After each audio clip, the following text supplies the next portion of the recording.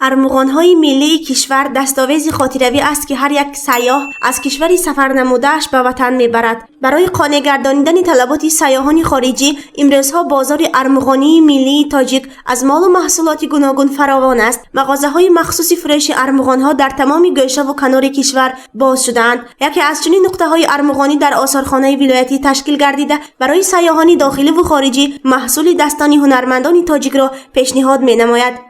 همه روزه این موضوع رو سیاحان زیاد دیدن میکنن و هنگام دیدن از این مرکز ارمغانی آنها به خود یک ارمغان میبرند که این نشانه از فرهنگ و ملت مردم تاجیک است. بیشتر این ارمغان ها برای سیاحان آماده کرده شده است و آن را بیشتر سیاحان خریداری میکنند. ظرف‌های کلالی و سفالی، نگاره‌ها با نقش‌های قدیمی و زمانوی، رویمال و جزودان‌ها با نقش و نگاری ملی از متای اطلس و ادرس دوخته شده‌اند. هر سیاحی که به مؤسسه دولتی مجمع تاریخی و فرهنگی قلعه خوجند می‌آید، حتما از این ارمغان‌ها همچون نشانی از فرهنگ ملی مردم تاجیک با خود می‌برد.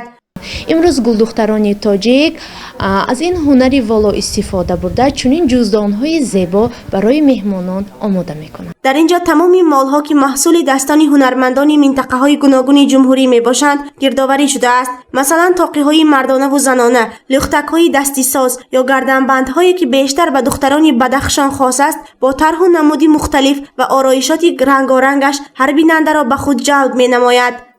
توجه بیشتری آنها را چنین رسم‌ها جلب می‌کند که در آن منظره‌های تاریخی شهر قدیمی خوجندشهر تصویر یافته است.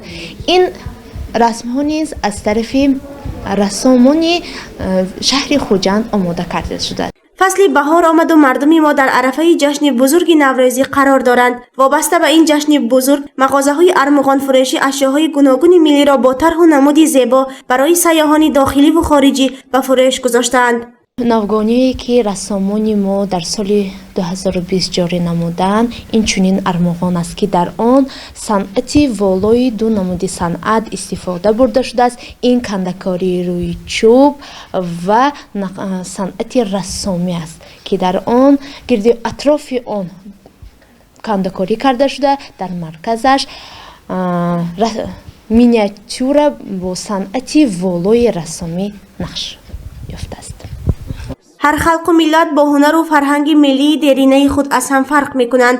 مردم تاجیک نیز با عرف و عادت و فرهنگ قدیمی رنگین خود دقت خارجیان را جلب نمودند. فرهنگ مردم تاجیک این نشانی از هستی کشوری کهن بنیاد است. پاس داشتن عرف و عادت و رشد هنرهای ملی مردمی این وظیفه هر یک شهروندی وطن دوست است. گزارش سومن حامد و نسیم رحیموف برای برنامه اطلاعاتی خبر.